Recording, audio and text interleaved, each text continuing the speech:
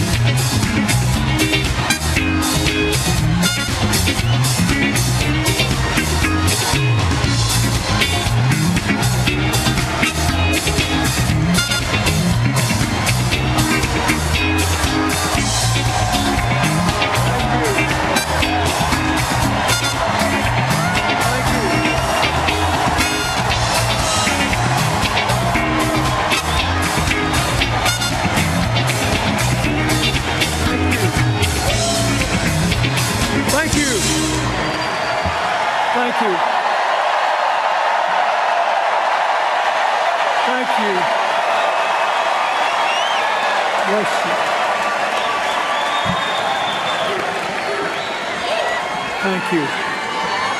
Thank you.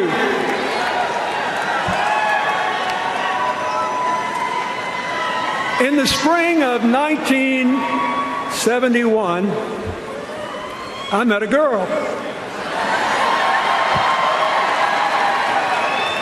The first time I saw her, we were, appropriately enough, in a class on political and civil rights. She had thick blonde hair, big glasses, wore no makeup. And she exuded this sense of strength and self-possession that I found magnetic. After the class, I followed her out, intending to introduce myself. I got close enough to touch her back, but I couldn't do it.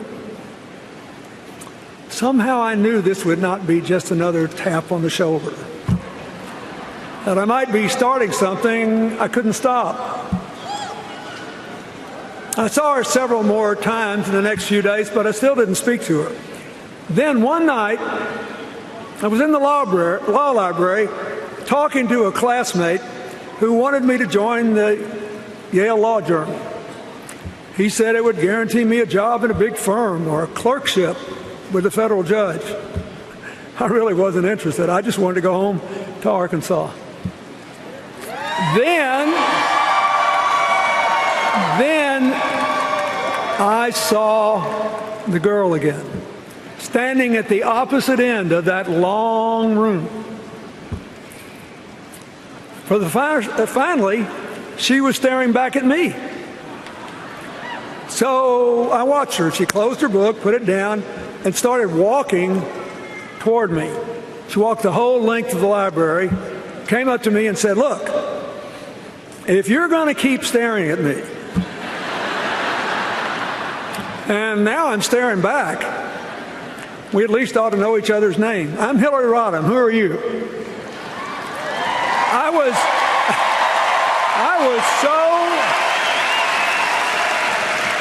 I was so impressed and surprised that, whether you believe it or not, momentarily I was speechless. Finally, I sort of blurted out my name, and we exchanged a few words, and then she went away. Well, I didn't join the law review, but I did leave that library with a whole new goal in mind. A couple days later, I saw her again. I remember she was wearing a long, white, flowery skirt. And I went up to her, and she said she was going to register for classes for the next term. I said I'd go too. And we stood in line and talked. You had to do that to register back then. And I thought I was doing pretty well, till we got to the front of the line, and the registrar looked up and said, "Bill, what are you doing here? You registered this morning." I turned red, and she laughed, that big laugh of hers. And I thought, well, heck, since my cover's been blown, I just went ahead and asked her to take a walk down to the art museum. We've been walking and talking and laughing together ever since. And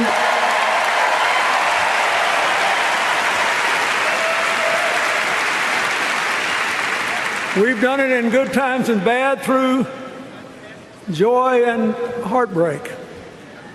We cried together this morning on the news that our good friend and a lot of your good friend, Mark Weiner, passed away early this morning. We built up a lifetime of memories. After the first month and that first walk, I actually drove her home to Park Ridge, Illinois, to meet her family and see the town where she grew up. A perfect example of post-World War II middle-class America. Street after street of nice houses, great schools, good parks, a big public swimming pool, and almost all white. I really liked her family. Her crusty conservative father, her rambunctious brothers, all extolling the virtues of rooting for the Bears and the Cubs. And for the people from Illinois here, they even told me what waiting for next year meant. Could be next year, guys. Now, her mother was different. She was more liberal than the boys. And she had a childhood that made mine look like a piece of cake. She was easy to underestimate with her soft manner, and she reminded me all over again of the truth of that old saying, you should never judge a book by its covers. Knowing her was one of the greatest gifts Hillary ever gave me.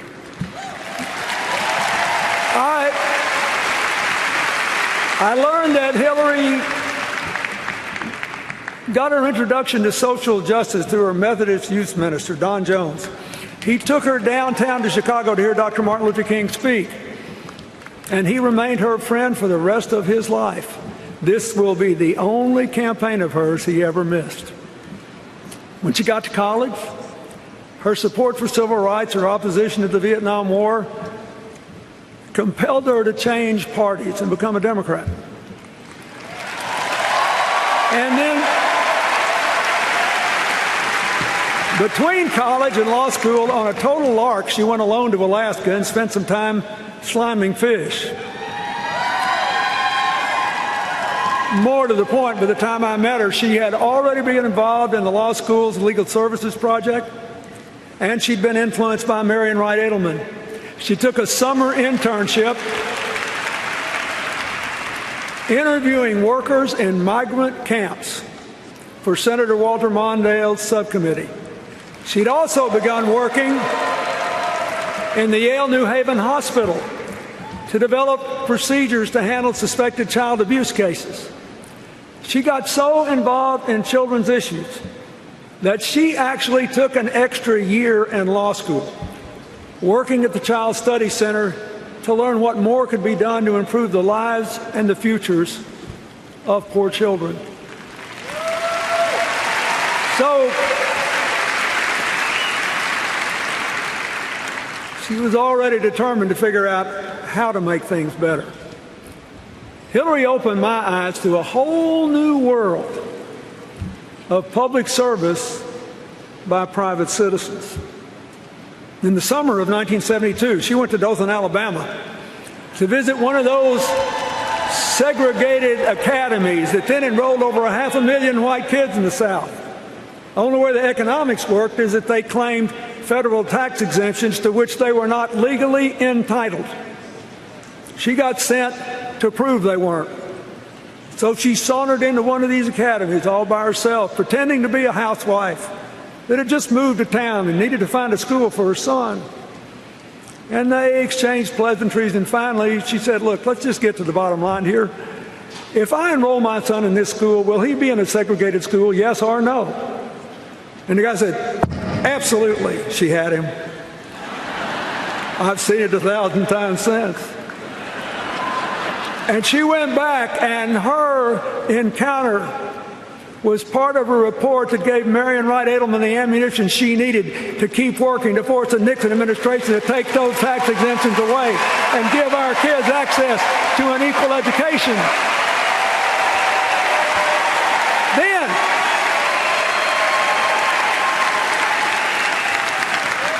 Then she went down to South Texas, where she met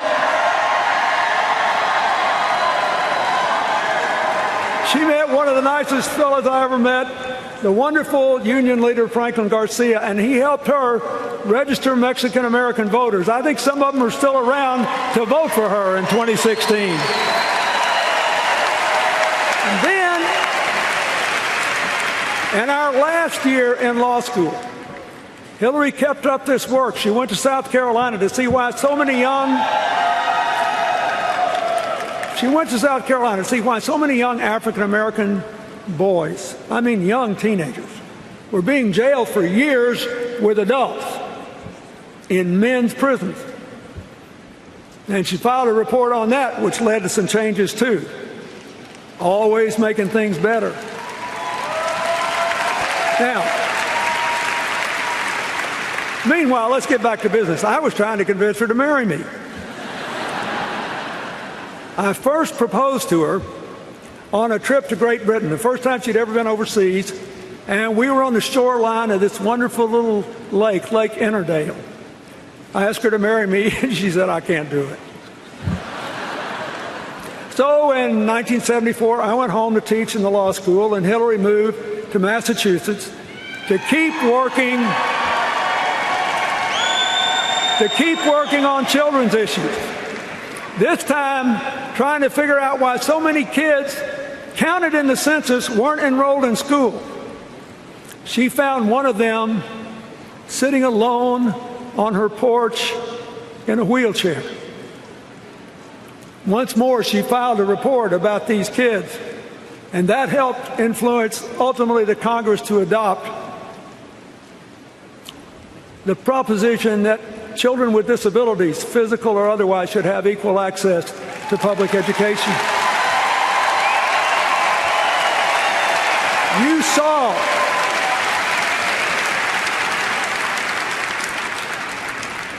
You saw the results of that last night when Anastasia Somoza talked.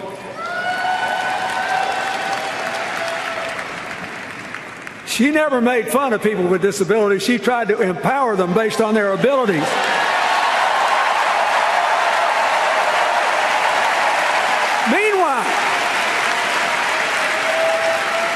Meanwhile, I was still trying to get her to marry me. So the second time I asked, I tried a different tack. I said, I really want you to marry me, but you shouldn't do it. She smiled and looked at me like, what is this boy up to? She said, that is not a very good sales pitch. I said, I know, but it's true. And I meant it. It was true. I said, I know most of the young Democrats our age who want to go into politics. They mean well and they speak well, but none of them is as good as you are at actually doing things to make positive changes in people's lives. So I suggested she go home to Illinois or move to New York and look for a chance to run for office. She just laughed and said, are you out of your mind? Nobody would ever vote for me. So I finally got her to come visit me in Arkansas. And when she did, the people at the law school were so impressed, they offered her a teaching position. And she decided to take a huge chance. She moved to a strange place, more rural, more culturally conservative than any place she'd ever been, where she knew good and well people would wonder what in the world she was like and whether they could or should accept her. Didn't take them long to find out what she was like. She loved her teaching, and she got frustrated when one of her students said, well, what do you expect? I'm just from Arkansas. She said, don't tell me that. You're as smart as anybody. You just got to believe in yourself and work for it and set high goals. She believed that anybody could make it. She also started the first legal aid clinic in Northwest Arkansas, providing legal aid services to poor people who couldn't pay for them.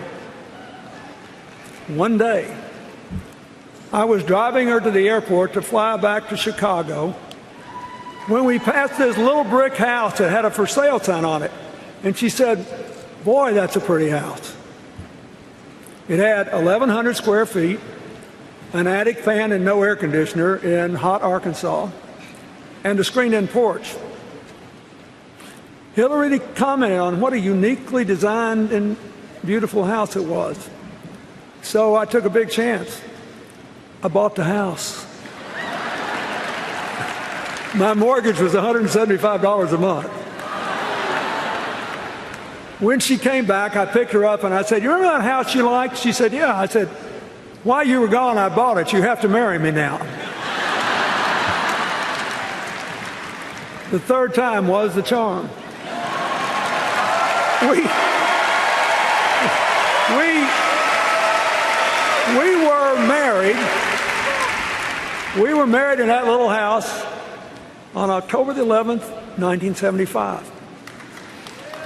I married my best friend.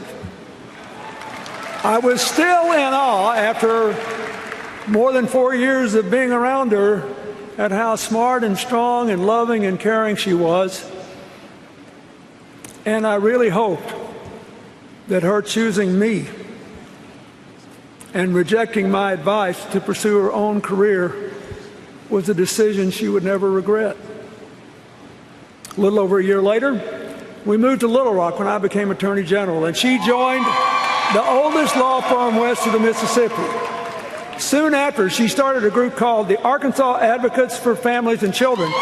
It's a group, as you can hear, is still active today.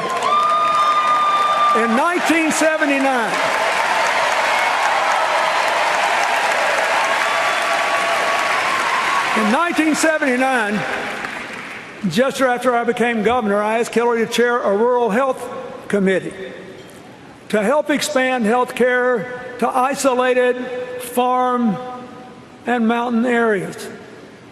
They recommended to do that partly by deploying trained nurse practitioners in places with no doctors to provide primary care they were trained to provide.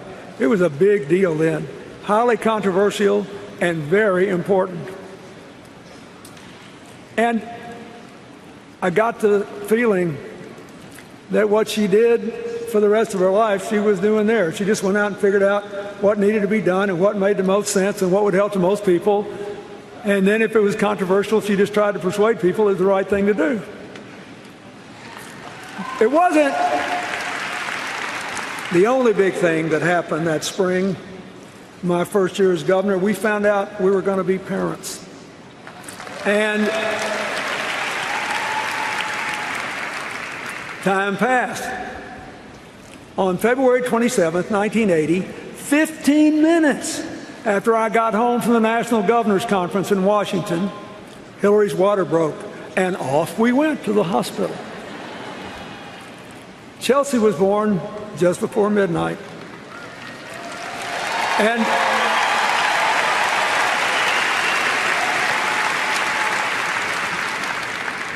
it was the greatest moment of my life.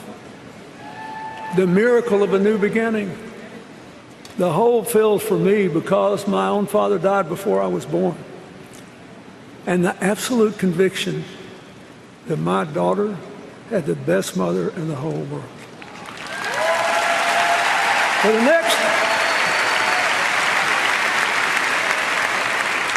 the next 17 years, through nursery school, Montessori, kindergarten, through t-ball, softball, soccer, volleyball, and her passion for ballet, through sleepovers, summer camps, family vacations, and Chelsea's own very ambitious excursions, from Halloween parties in the neighborhood to a Viennese waltz gala in the White House. Hillary, first and foremost, was a mother. She became, as she often said, our family's designated worrier, born with an extra responsibility gene. truth is, we rarely disagreed on parenting, although she did believe that I had gone a little over the top when I took a couple of days off with Chelsea to watch all 6 Police Academy movies back to back. When Chelsea was 9 months old, I was defeated for re-election in the Reagan landslide. And I became overnight, I think, the youngest former governor in the history of the country. We only had 2-year terms back then. Hillary was great. Immediately she said, okay, what are we going to do? Here's what we're going to do. We're going to get a house. You're going to get a job. We're going to enjoy being Chelsea's parents. And if you really want to run again, you got to go out and talk to people, figure out why you lost, tell people you got the message, and show them you still got good ideas. I followed her advice. Within 2 days, we had a house. I soon had a job. We had 2 fabulous years with Chelsea, and in 1982, I became the first governor in the history of our state to be elected, defeated, and elected again. I think my experience is it's a pretty good thing to follow her advice. The rest of the decade sort of flew by as our lives settled into a rhythm of family and work and friends. In 1983, Hillary chaired a committee to recommend new education standards for us as a part of, or in the response to, a court order to equalize school funding, and a report by a national expert that said our woefully underfunded schools were the worst in America. Typical Hillary, she held listening tours in all 75 counties with our committee. She came up with really ambitious recommendations. For example, that we be the first school in America, first state in America to require elementary counselors in every school because so many kids were having trouble at home and they needed it. So I called the legislature into session hoping to pass the standards, pass the pay raise for teachers, and raise the sales tax to pay for it all. I knew it would be hard to pass, but it got easier after Hillary testified before the Education Committee, and the chairman, a plain-spoken farmer, said, "Looks to me like we elected the wrong Clinton." Well, by the time I ran for president 9 years later, the same expert who said that we had the worst schools in America said that our state was one of the 2 most improved states in America. And that's because of those standards that Hillary developed. Now, 2 years later, Hillary told me about a preschool program developed in Israel called HIPPY, Home Instruction Program for Preschool Youngsters. The idea was to teach low-income parents, even those that couldn't read, to be their children's first teachers. She said she thought it would work in Arkansas. I said, that's great. What are we going to do about it? She said, oh, I already did. I called the woman who started the program in Israel. She'll be here in about 10 days and help us get started. Next thing you know, I'm being dragged around to all these little preschool graduations. But keep in mind, this was before any state even had universal kindergarten. And I'm being dragged to preschool graduations, watching these poor parents with tears in their eyes because they never thought they'd be able to help their kids learn. Now, 20 years of research has shown how well this program works to improve readiness for school and academic achievement. There are a lot of young adults in America who have no idea Hillary had anything to do with it, who are enjoying better lives because they were in that program. She did all this while being a full-time worker, a mother, and enjoying our life. Why? Well, she's insatiably curious, she's a natural leader, she's a good organizer, and she's the best darn change maker I ever met in my entire life. So, look, this is a really important point. This is a really important point for you to take out of this convention. If you believe in making change from the bottom up, if you believe the measure of change is how many people's lives are better, you know it's hard and some people think it's boring. Speeches like this are fun. Actually doing the work is hard. So people say, well, we need to change.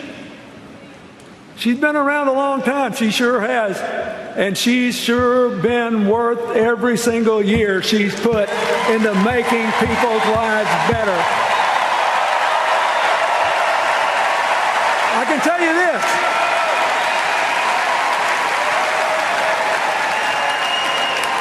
If you were sitting where I'm sitting and you heard what I have heard at every dinner conversation, every lunch conversation, on every long walk, you would say, this woman has never been satisfied with the status quo in anything. She always wants to move the ball forward. That is just who she is. When I became president, with a commitment to reform health care, Hillary was a natural to head the health care task force. You all know we failed because we couldn't break a Senate filibuster. Hillary immediately went to work on solving the problems the bill sought to address one by one. The most important goal was to get more children with health insurance. In 1997, Congress passed the Children's Health Insurance Program, still an important part of President Obama's Affordable Care Act. It insures more than 8 million kids. There are a lot of other things in that bill that she got done, piece by piece, pushing that rock up the hill. In 1997, she also teamed with the House Minority Leader, Tom DeLay, who maybe disliked me more than any of Newt Gingrich's crowd.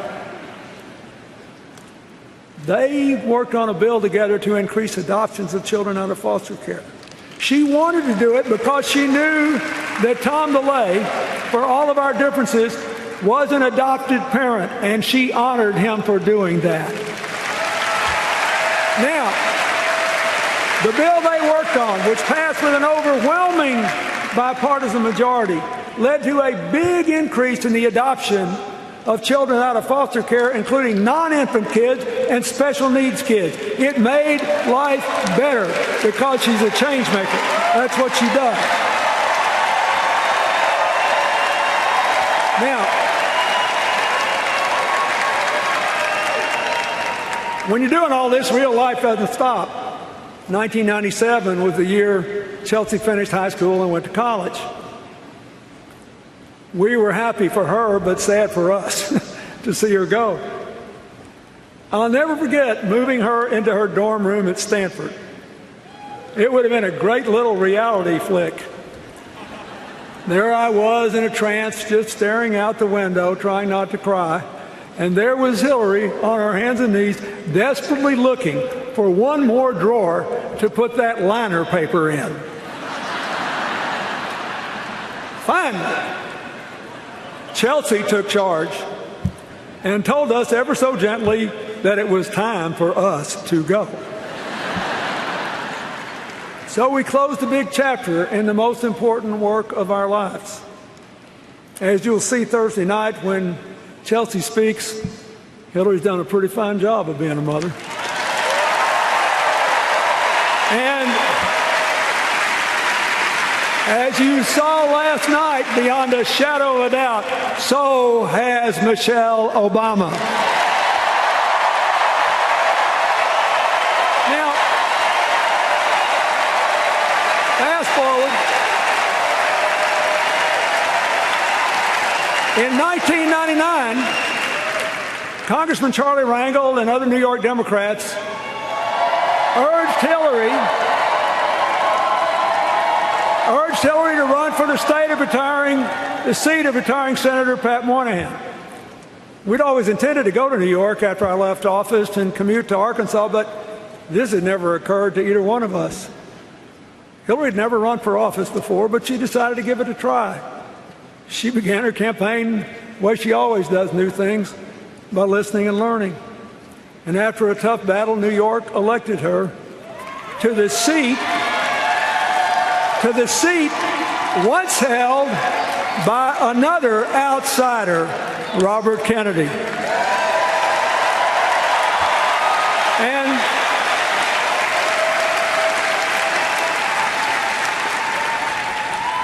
She didn't let him down. Her early years were dominated by 9/11. By working to fund the recovery, then monitoring the health of and providing compensation to victims and first and second responders, she and Senator Schumer were tireless, and so were our House members. In 2003, partly spurred on by what we were going through, she became the first senator in the history of New York ever to serve on the Armed Services Committee. So she tried to make sure people on the battlefield had proper equipment. She tried to expand, and did expand, health care coverage to reservists and members of the National Guard. She got longer family leave working with Senator Dodd for people caring for wounded service members. And she worked for more extensive care for people with traumatic brain injury. She also served on a special Pentagon commission to propose changes necessary to meet our new security challenges. Newt Gingrich is on that commission. He told me what a good job she'd done. I say that because nobody who has seriously dealt with the men and women in today's military believes they are a disaster. They are a national treasure of all races, all religions, all walks of life. Now, meanwhile, she compiled a really solid record, totally progressive on economic and social issues. She voted for and against some proposed trade deals. She became the de facto economic development officer for the area of New York outside the ambit of New York City. She worked for farmers, for winemakers, for small businesses and manufacturers, for upstate cities and rural areas who needed more ideas and more new investment to create good jobs, something we have to do again in small town and rural America, in neighborhoods that have been left behind in our cities, in Indian country, and yes, in coal country. When she lost a hard-fought contest to President Obama in 2008, she worked for his election hard. But she hesitated to say yes when he asked her to join his cabinet, because she so loved being a senator from New York. So, like me in a different context, he had to keep asking. But as we all saw and heard from Madeleine Albright, it was worth the effort and worth the wait. As Secretary of State, she worked hard to get strong sanctions against Iran's nuclear program, and in what the Wall Street Journal, no less, called a half-court shot at the buzzer, she got Russia and China to support them. Her team negotiated the New START treaty with Russia to reduce nuclear weapons and reestablish inspections, and she got enough Republican support to get 2/3 of the Senate the vote necessary to ratify the treaty. She flew all night long from Cambodia to the Middle East to get a ceasefire that would avoid a full-out shooting war between between Hamas and Israel in Gaza, to protect the peace of the region. She backed President Obama's decision to go after Osama bin Laden. She launched a team. This is really important today. She launched a team to fight back against terrorists online and built a new global counterterrorism effort. We've got to win this battle in the mind field. She put climate change at the center of our foreign policy. She negotiated the first agreement ever, where China and India officially committed to reduce their emissions. And as she had been doing since she went to Beijing in 1995 and said women's rights are human rights and human rights are women's rights, she worked to empower women and girls around the world and to make the same exact declaration on behalf of the LGBT community in America and around the world.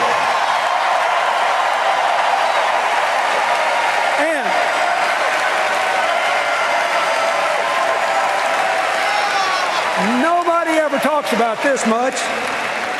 Nobody ever talks about this much, but it's important to me. She tripled the number of people with AIDS in poor countries whose lives are being saved with your tax dollars, most of them in Africa, going from 1.7 million lives to 5.1 million lives, and it didn't cost you any more money. She just bought available, FDA-approved generic drugs, something we need to do for the American people more. Now, you don't know any of these people. You don't know any of those 3.4 million people, but I'll guarantee you they know you. They know you because they see you as thinking their lives matter. They know you. And that's one reason the approval of the United States was 20 points higher when she left the Secretary of State's office than when she took it. Now, how does this square? How does this square with the things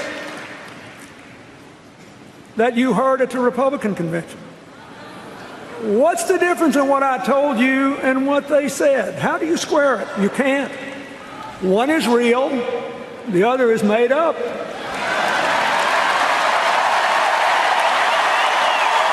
And you just have to decide.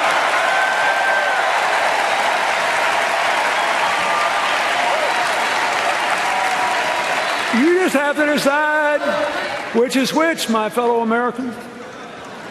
The real one had done more positive change-making before she was 30 than many public officials do in a lifetime in office. The real one, if you saw her friend Betsy Eveling vote for Illinois today, has friends from childhood through Arkansas, where she has not lived in more than 20 years, who have gone all across America at their own expense to fight for the person they know. The real one has earned the loyalty, the respect, and the fervent support of people who have worked with her in every stage of her life, including leaders around the world who know her to be able, straightforward, and completely trustworthy. The real one calls you when you're sick, when your kid's in trouble, or when there's a death in the family. The real one repeatedly drew praise from prominent Republicans when she was a senator and Secretary of State. So what's up with this? Well, if you win elections on the theory that government is always bad and will mess up a two-car parade, a real change maker represents a real threat. So, your only option is to create a cartoon alternative. Then run against the cartoon. Cartoons are two-dimensional. They're easy to absorb. Life in the real world is complicated, and real change is hard. And a lot of people even think it's boring.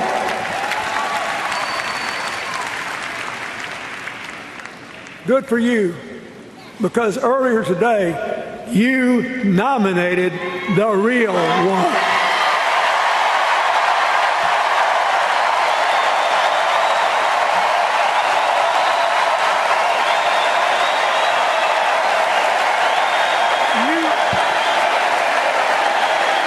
Listen.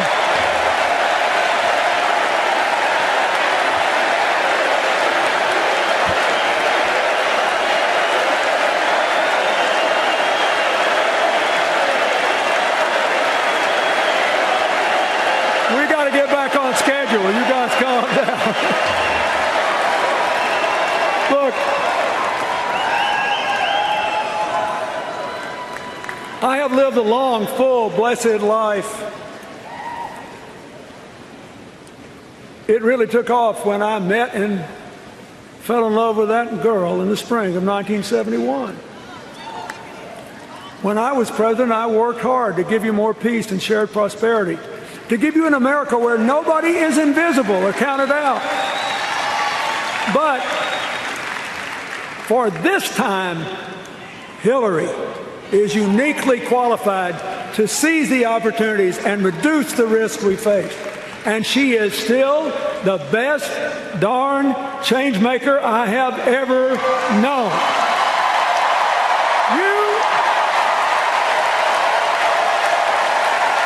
You could drop her. You could drop her into any trouble spot. Pick one. Come back in a month, and somehow, some way, she will have made it better. That is just who she is. There are clear, achievable, affordable responses to our challenges. But we won't get to them if America makes the wrong choice in this election. That's why you should elect her. And you should elect her because she'll never quit when the going gets tough. She'll never quit on you. She sent me in this primary to West Virginia, where she knew we were going to lose, to look those coal miners in the eye and say, I'm down here because Hillary sent me to tell you that if you really think you can get the economy back you had 50 years ago, have at it, go wherever you want to. But if she wins, she is coming back for you to take you along on the ride to America's future. And so I say to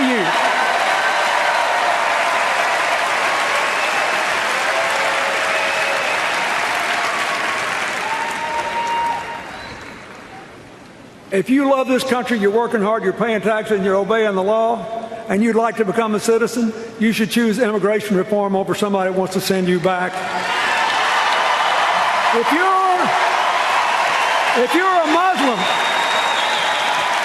you're a Muslim and you love America and freedom and you hate terror, stay here and help us win and make a future together. We want you.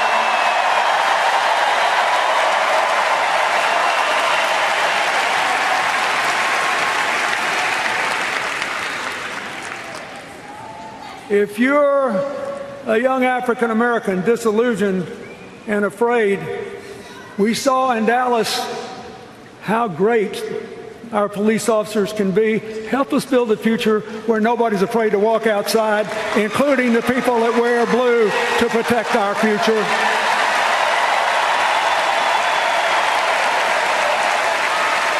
Hillary will make us stronger together. You know it because she spent a lifetime doing it. I hope you'll do it. I hope you'll elect her. Those of us who have more yesterdays than tomorrows tend to care more about our children and grandchildren. The reason you should elect her is that in the greatest country on earth, we have always been about tomorrow. Your children and grandchildren will bless you forever if you do. God bless you. Thank you.